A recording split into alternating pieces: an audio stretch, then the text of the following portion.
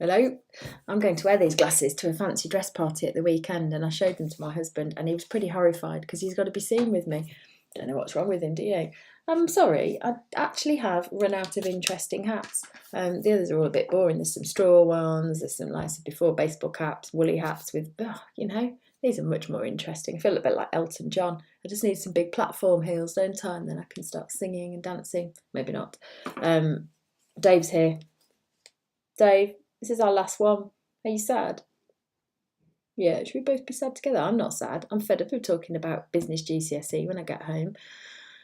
I'd rather just go and watch, I don't know what I'd watch. Jake Paul?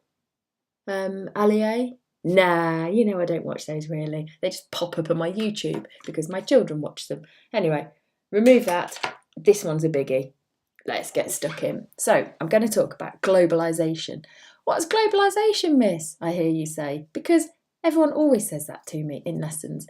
Globalisation is the connections between businesses in different countries. And it can involve, as it says up there, it can involve buying and selling goods and services, not just trading in a different country.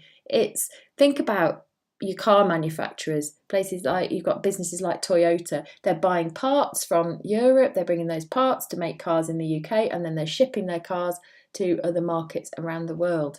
They might employ some Japanese staff in the Toyota in the UK, they might employ some Indian staff, they might employ some Polish staff. They're employing people from all over the world to work in the UK, they're buying parts, they're selling things all over the place. So it isn't just selling abroad. Globalisation is more than that. Think about all the links we have now with countries around the world.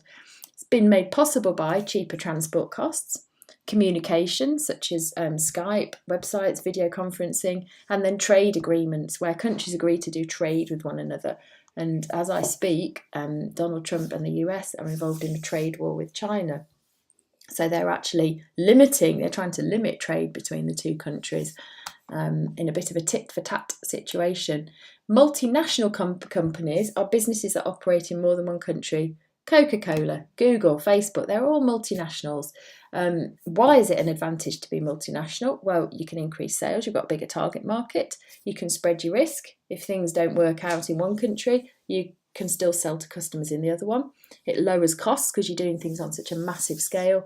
And actually, for a lot of multinationals, it's about not paying so much tax because you've got operations in different countries and you can move money around, move capital around, and account for it in different ways, so your tax bill is lower.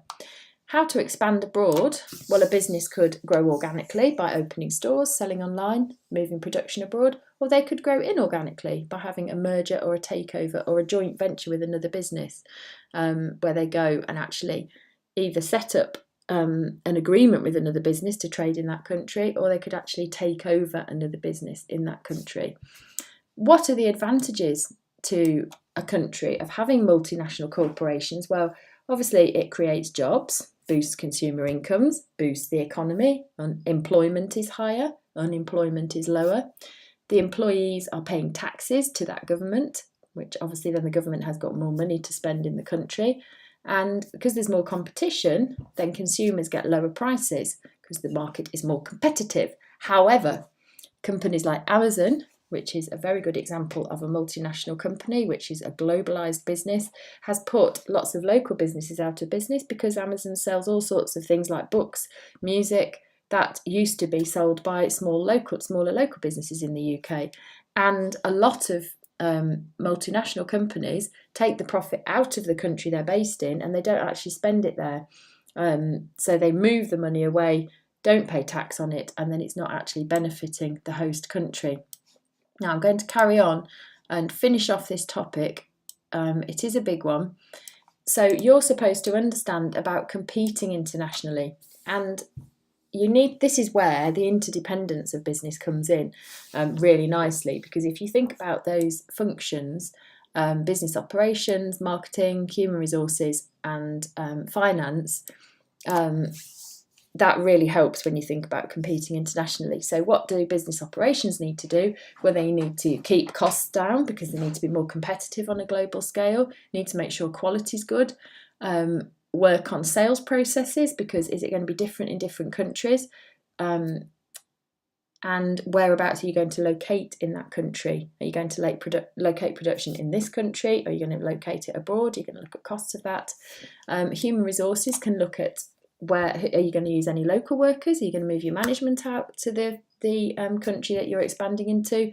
How is it going to work with language? How are you going to communicate? And what's local employment law?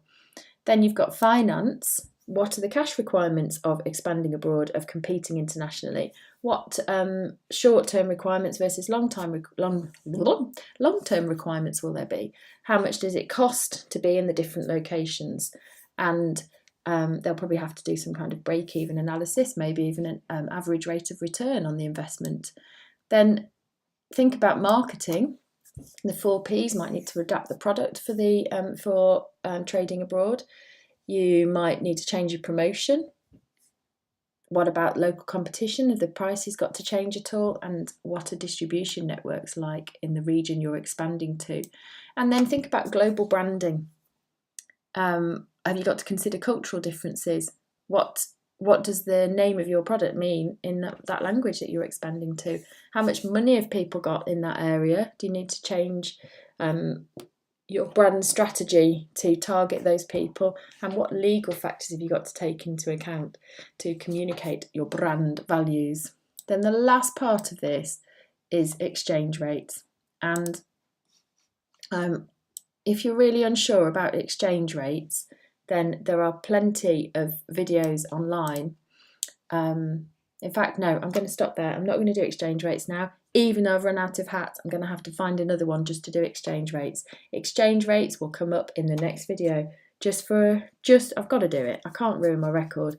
Another weird animal from the finger puppet collection. Look at that one. Is that supposed to be some kind of weird monkey? It looks like a sock monkey, doesn't it? It looks like it's got a sock over its head. And it doesn't look very happy, does it? I always try and find the camera and I never get it right. Anyway, I'll leave you with the glum monkey. That's clearly what it is. And I'll do exchange rates next time. How exciting.